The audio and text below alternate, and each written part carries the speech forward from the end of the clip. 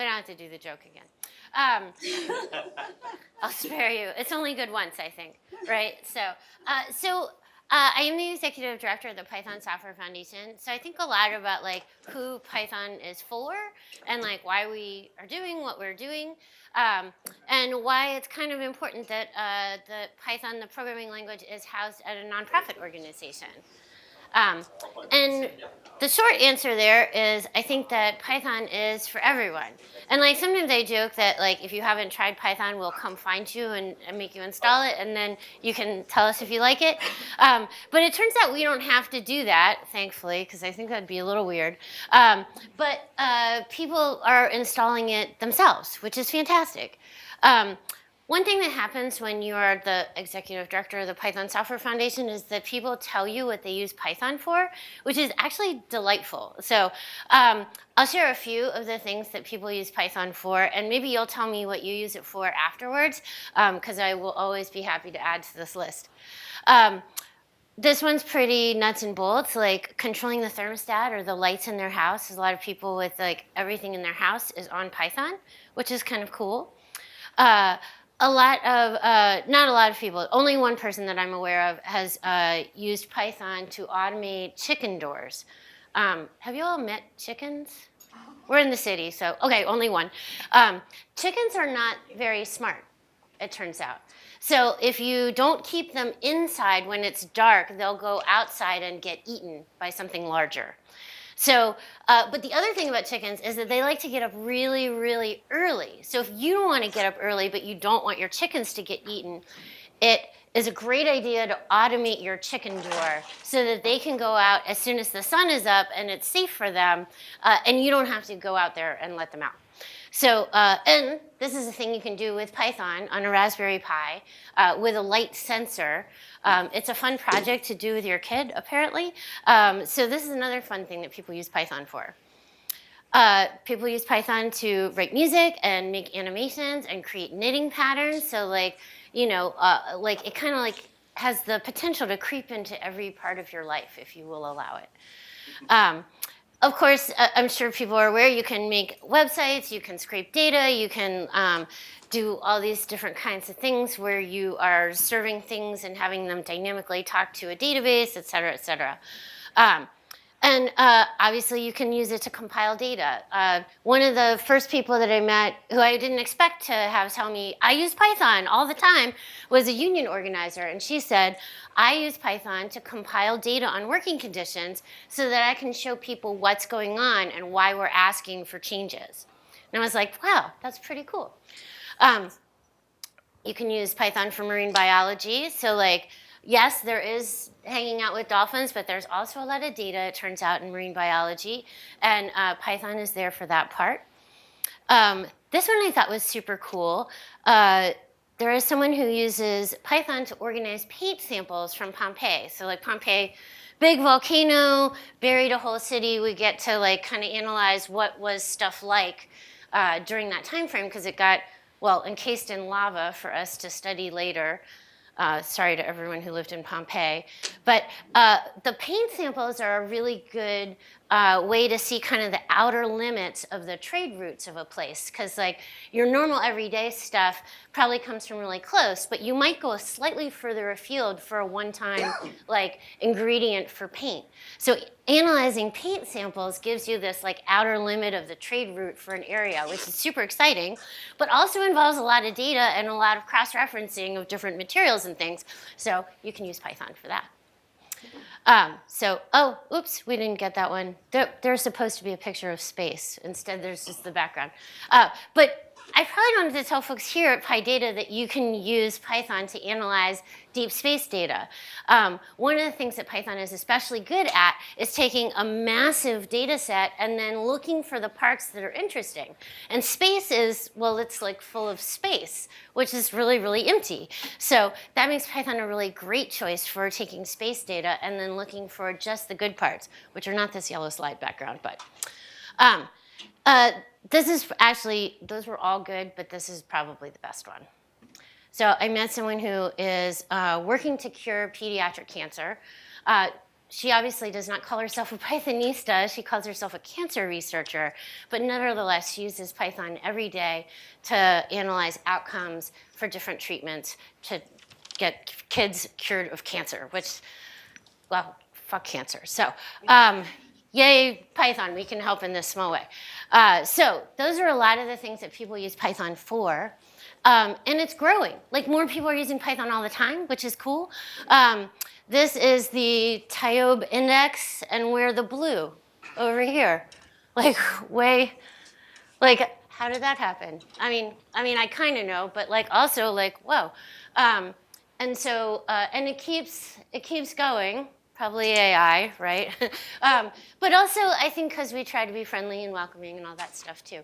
But this is like, so hosting the programming language when this is happening means that like almost every activity we do, it's like, oh, can you take care of this 1 pound activity? And then I turn around and it's like, it turned into a 50-pound activity.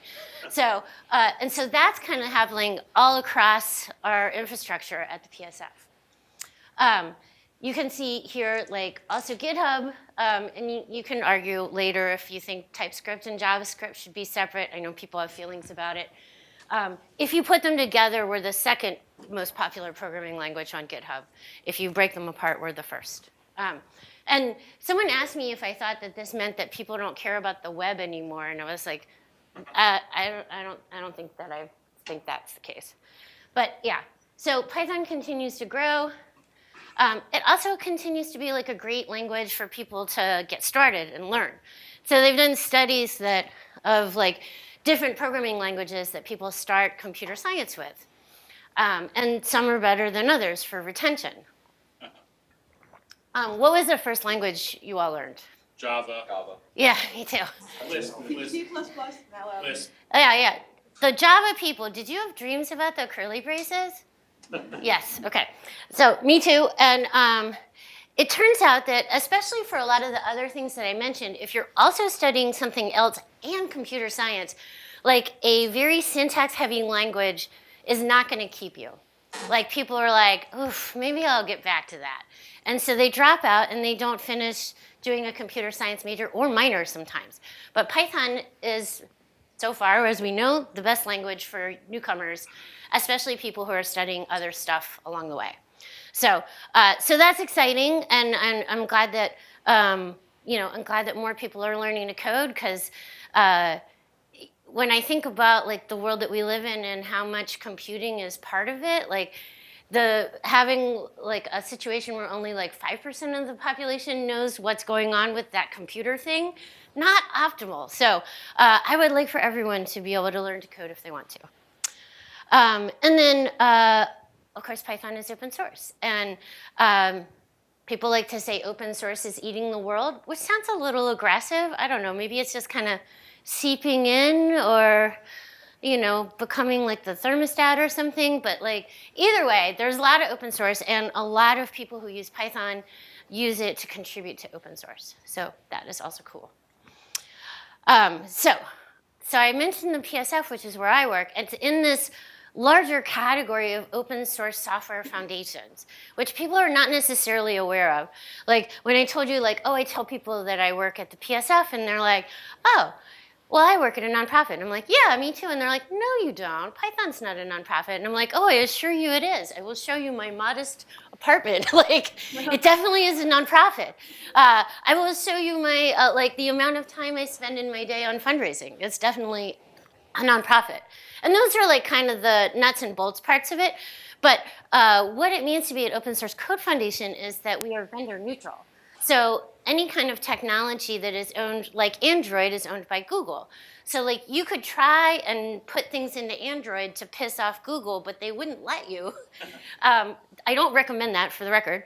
But like, also they are, at the end of the day, they're in control of what goes in there, right? And so you can't try to sneak in things that like help a competitor. even if it doesn't hurt Google, but it helps their competitor, they might not be into it, right? So vendor neutral is like, it means that everybody gets to decide in a community process that maybe sometimes feels like this, but like we specifically want to make sure that there's nothing in there that sort of like torpedoes somebody else's work. Or gives an unfair advantage to just one particular company. Like, so we keep it like as a commons that is available to everyone and that everyone can participate on. So that means when we talk about like, how do we want to make Python faster, we don't just be like, well, who has the money to decide? We say like, well, what does the community want? Let's have a fun, civil conversation about it. No, lots of times it is civil and nice, but but sometimes people get feelings about the things, or their boss has sent them to be like, talk them into what we want. And so we, the big, open, transparent community process keeps it from, being like kind of tipping the scale to one particular entity that uses Python. So we try to make sure that it's good for all the entities that use Python.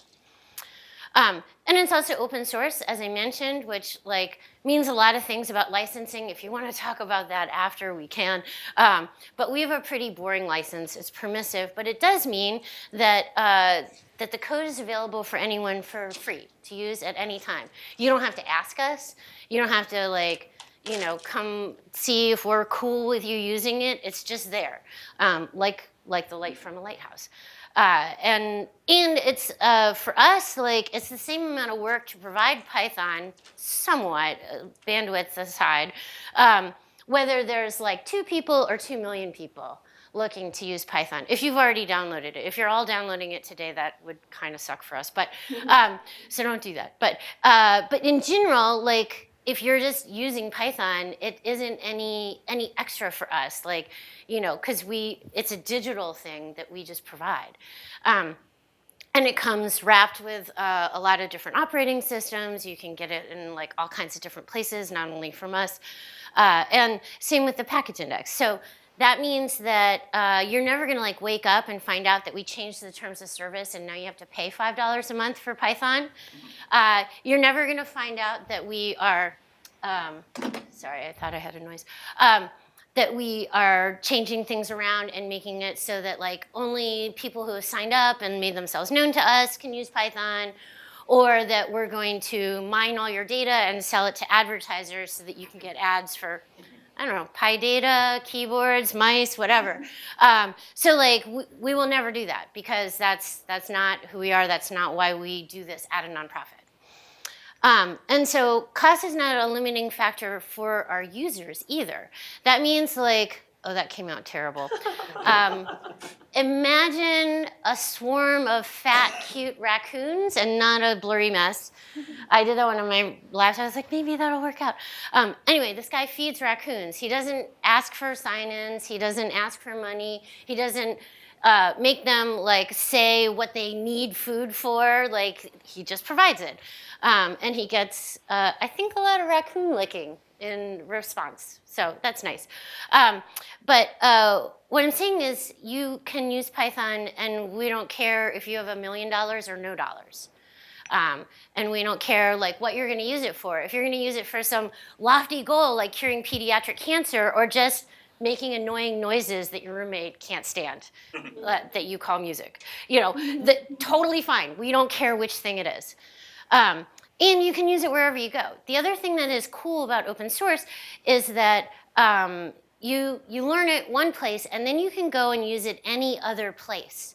So it's not like, oh, well, I learned all this like internal proprietary stuff and now I have to put like sort of good at databases but can't mention the one or whatever.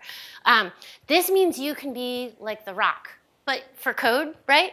So like The Rock started out as a football player, then a wrestler, then an actor, then a singer. Now he's a movie producer and he sells tequila now, which is, I haven't tried it, maybe it's good.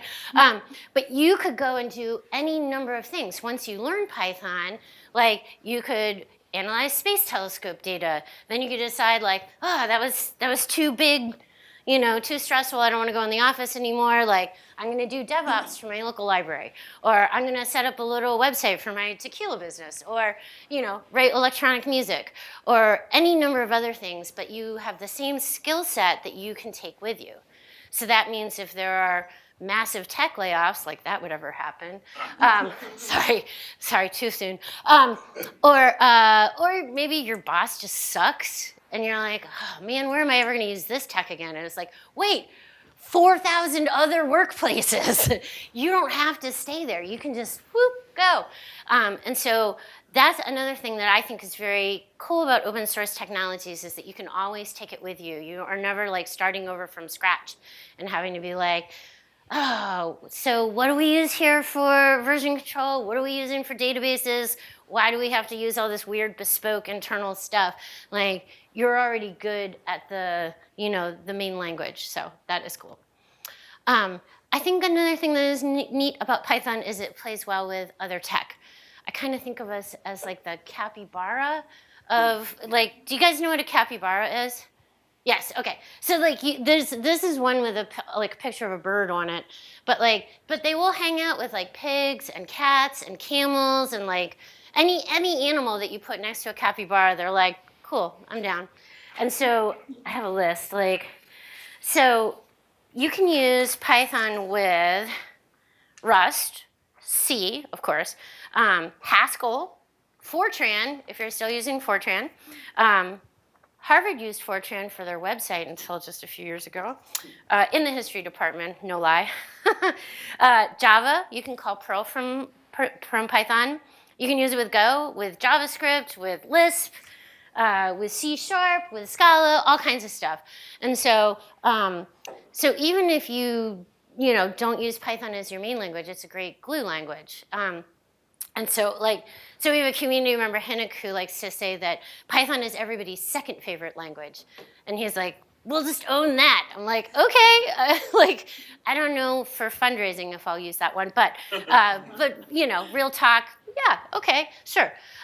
So that's like another way in which Python is for everyone. Like, oh, did you weirdly get hired somewhere where you have to make like a Java thing talk to a Fortran thing, and then also like somebody added on some other weird Rust stuff because the kids these days or whatever, and they all have to talk to each other, and that's your job? Python. So thinking a little bit beyond the code and kind of okay, so that's all good, yeah, all right. So we provide the code, but we also try and set a tone for the community, right? We want to let people, it's one thing to be like, oh, you can use it for all this stuff, but if nobody knows and they don't know they can work on it, they don't know they can have it for free, then it doesn't, it's like a secret resource, and we don't want it to be a secret. So we try to make sure that Python is very welcoming in all the spaces that we talk to people about. So obvious one is, of course, we have a code of conduct, so you can reasonably expect not to be called a slur when you come to our events. I know, it's such a high bar. And yet sometimes that one doesn't work. But we also, try to make sure that people can find things and see what's going on and see places that they can get involved and kind of get a sense of where should I plug in? Where could I get started? Where could I, do things? One of the things that I think is really great is we support a lot of meetups, and especially the global network of PyLadies meetups. And so if people are like, so I don't want to come all the way to the US for to spend a week and hang out with Python, what else can I do? I'm like, go to a meetup in your town. It might be really, really close. A lot of them take place right next to where you work, if everybody works downtown. Some of them are still happening online. They went online during COVID and they were like, I love pajama PyCon meetups. This is great. And I'm like, there's one meetup where it was in Washington, D.C., and then one of the organizers moved to Texas. So now they have an online DC/Austin meetup. Cool. Just 'cause. Why not, right? So we try to make it easier for you to find each other and to find ways to plug in. And we are always trying to be inviting collaboration. I said it's open, and there's open where it's just yeah, technically this thing is on GitHub. Yeah, okay, yes, I guess that's open source if you did put a license on it. But we try to go beyond that. So if you were like, that thing you mentioned about making Python faster, or like, I have this other idea, this thing that bothers me, or whatever, or that I think we should fix, like, you can come to our public area and see what is happening with development in Python. You could file a Python enhancement proposal and make a suggestion for a change to the programming language. Now, just to be clear, you can't make a suggestion. I mean, you can, but if you make a suggestion for a change that someone else will do the work on, it probably won't go anywhere.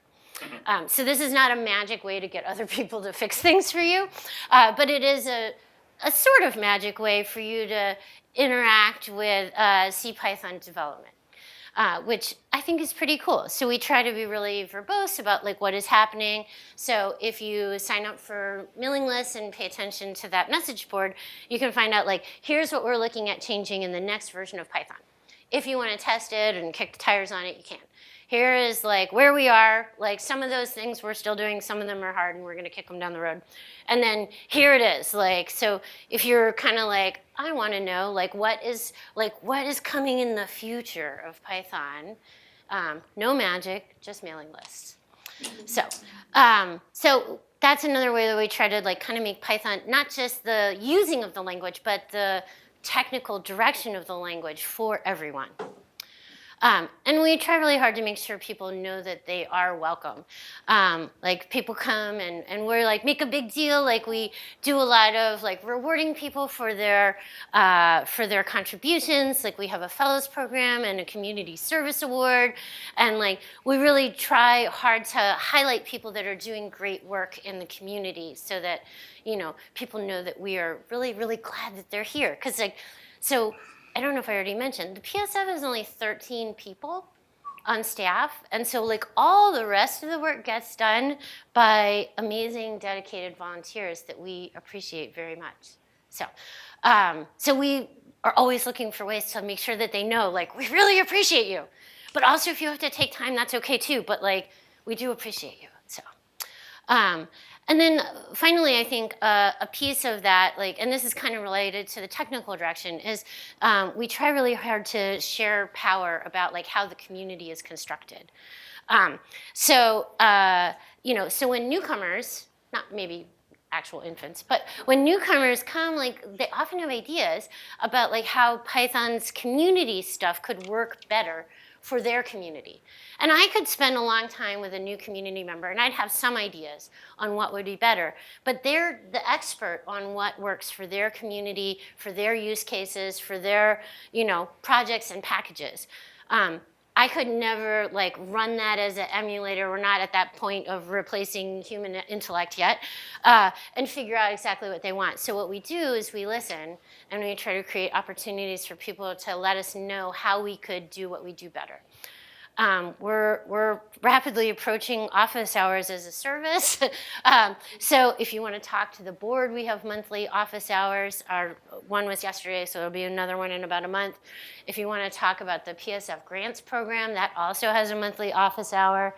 And I think there might be one more office hour coming, but I don't want to spoil the surprise. But office hours are an hour dedicated to like, hey, I had a question about this thing. It wasn't super urgent, and I didn't know who to email, but I wanted to ask, like, what's the deal with this? Or how could I do that? Or how come you do it that way? Sometimes they get a little bit more of an edge of like, you know, or why don't you do it this way? And it's like, thank you for asking. Like, let me give you some context, and then we can figure out like what you're actually asking is you wish it was more like this, and maybe we can do that, maybe we can't. So we try really hard to like when people come into the community say like, here are the places where you can provide feedback and input. Please try to be polite. But you know, occasionally, most of the time, people hit the right note there. So why does that matter that we're building a language and that we're trying to create this massive community and have all these people be involved? I think it is because we're sort of building something bigger than ourselves. So like any given project is, you know, whatever it is, like even a super important one like pediatric cancer, like, you know, it is still like bigger than ourselves, like adding to all these different things. Because I feel like we sort of like supercharge each other. So This is from Charm. They're obviously supercharging each other. But in open source software development, and particularly in the Python community, we're doing this all the time. So you don't have to build a web framework just to sell tequila. You can just there's already Django. You can just get right in there and do it. And you don't have to create a whole bunch of math libraries just to analyze your turtle data. Like, you can pay attention to the turtles. A whole bunch of libraries are already there for you to manipulate that data. And this is great because, like, and then maybe you build something else, like for future turtle researchers, which, I like turtles, so do that. So we're always like, you get what was given to the community before, and then hopefully you give something back. You're not required to. It's not like a potluck. But I think this kind of gets to the thing of like how our time is precious. Like, we only have so much time on the earth, right? Like, do you want to spend your time making like a 5th web framework when there are already like 4? Or do you want to just use the one that's already there? Do you want to make another calendar application? Please don't make another calendar application. Don't make another conference talk submission application either. We already have like 15 of those. So if you also feel your time is precious, don't build things that have already been built. You can just use things that somebody else built, and if you feel a little bit itchy about some of the pieces, you can sand off the edges and contribute to the parts that you feel are a little bit scratchy. And then move on with whatever else it was that you were trying to get done. I also think a lot about the kind of future we want to build, right? And how open source and, like, in particular, the Python community plays into that. So I feel like we kind of have 2 options on the sort of future we want to build. I'll go with the dark one first, and then we'll talk about the nice one second. But, like, one could be pretty dark. And when I think about, like, technology, like, this is from Star Wars, and she's, like, giving salvage to, like, this sort of, actually kind of turtle man, in exchange for, like, a half a lunch. And so I think the sharing power part of open source is really, really key. Because if we do not kind of share access to technology and the creation of the world that we live in broadly, then we end up with, maybe like 3 people in charge of a dusty mining planet, and the rest of us are salvage workers of the information economy, right? And I don't want that for us. I don't want to be like, oh, I dreamed about my great-grandchildren, and they were, working in a dusty mine with a tentacled person, like, yelling at them again, like, ugh. So, like, it's, the sharing of power is key. Like, if we have a situation where only one or, a very small percentage of the population is in control of the tech that we build and the way that we build it, then I feel like we end up here in the Star Wars universe. All right, I said I would go to the not dark one. What about the second option, right? Okay, the Star Trek universe, right? Way better. Sharing power, everyone gets to talk, we appreciate everybody's individual skills, like, everyone's coming from different backgrounds, and that's like a plus, not a minus. We prioritize learning and exploration and making new friends in the galaxy and all this kind of stuff. I feel like, they never say it in Star Trek, but I feel like open source is what gets us to this, like, post-scarcity, everyone deserves dignity and control over their life sort of future. You don't have to agree. Maybe you have a better show than Star Trek. If you want to share it, I'm up for it. But, like, this is where I think we should be going, and I think being radically welcoming and open and sharing power is how we get there. So hopefully you agree. That's why I do what I do. And I think we get there together. This is from PyCon US. This is not quite, no one's green, but we have like a good group here. And then I would be remiss as a nonprofit executive director if I didn't mention it's fundraising season. If you want to give us money to help us deal with this thing that goes on with the usage of Python and the number of users that want support and the number of events that would like to talk with us, we will totally take your money. Even better if you're like, I don't have money, but I have a boss. Like, introduce us. I'm happy for that. And then for you, I wanted to let you know that the CFP for PyCon US, which is in Long Beach, how many of you actually live in Boston? Okay, all right. So May, you know May is dicey here, right? Come to California. Join us in California in May.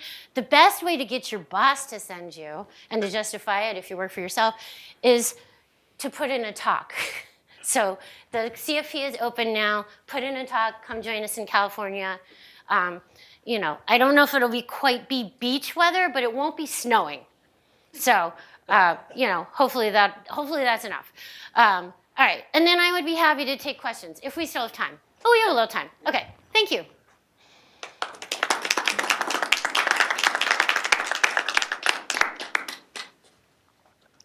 So I don't know if people have questions. That wasn't like really a technical where you're going to be like, remind me the name of that library again. But if you have thoughts about, I don't know, the future of open source, like things the PSF should be doing, or you want to talk to me about your talk proposal for PyCon US, I guess I'm here for that. Can you speak a little bit more? Yeah, no, it's good. It's good. Can you speak a little bit more on like how PyCon is different from PyData? Also, your talk was so great. Oh, great, thank you. So PyCon is put on by the PSF, so it's more about Python generally. So we have a lot of conversations about what's going on with the core C Python. We have a lot of conversations about how to get started in Python. There's a smattering of those. There's sprint days afterwards where you can sort of learn or maybe even hack on C Python. We usually do a first-time sprinters room for C Python. So if you're like, I never thought of myself as a person who could hack on Python core, but you could, just come. So we do that. It's also, I think, bigger. So we're probably going to see somewhere around 2,500, 2,700 people. PyCon US is the largest PyCon in the world, followed not too far behind by EuroPython, which, why not both is my answer to that one. And so it will be 2 days of tutorials, which you can sign up for separately and learn stuff. It will be 3 days of talks. There is a PyLadies auction on Saturday night, which is a big party where we raise a lot of money for PyLadies. And then 2 days of sprints, including a room dedicated to first-time or newer C Python core sprinters that want to eventually become contributors to core. Does that answer the question? Yeah. Yeah. Okay. Yeah. Good. Also, you might learn to juggle in the lobby. All right. Yeah. Okay. That's not an official offering. It just seems to happen every year. Do people have other questions about anything that I talked about? Yes. So recently, PSF turned down a large US. Oh, yeah. So first of all, good job. Thanks. But does that represent a big decline? Is that something to be concerned about from PSF perspective? Yeah, so that's interesting. Okay, so what he's talking about is we were at the very 99th percentile of a process of taking a National Science Foundation grant for cybersecurity on Python.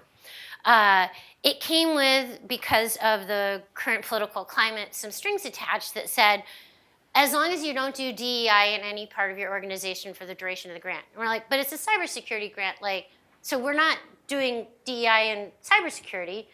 And they're like, no, but just anywhere in your org. And I talked to someone at the NSF and she's like, just put the DEI on a different page, not on the front. And I'm like, oh, that's not actually possible for us. And then the piece about, or you give the money back, I was like, can you describe what you mean by DEI? Do you mean will we never hire white men again? Because I don't think that's going to happen. We hire whoever it is for the job, and a lot of white men apply for a lot of our roles. And she's like, no, I can't actually say what we just mean stuff we don't like. And I'm like, okay, so for basically from now until forever, anyone who thinks we are doing stuff they don't like that feels like DEI, we would have to give $1.5 million back to you. And she's like, yeah. I'm like, oh, okay, I think we can't take that. And she's like, you don't want to hide the DEI? don't tell anyone I told you this. I'm not giving you her name. And it was like, no, we have diversity in our mission statement. We support the International Network of PyLadies chapters, which most people would consider DEI. So no. So then to your second question, should we be worried? So weirdly, this accomplished something that we've been trying to accomplish on our comms for a long time, which is like, hey, Python could use your money because it's housed at a nonprofit. And then because people perceived us as standing up to this massive grand enemy, that story went everywhere. And so we got already about 100 and, well, actually on the fundraiser today, the community raised $314,000. We had set it for Pi, because that's funny. And then we have gotten some slower conversations rolling with different funders. So this would have been new money. It was our first time applying for NSF grant. They're a pain in the something or other. Really fetishizing bureaucracy at like an amazing level. And so this would have been new money, but cybersecurity is something we need. Like, it was hard to talk about that before Log4j, and then people were like, oh, so getting code for free from an entity we never talk to again is like bad maybe?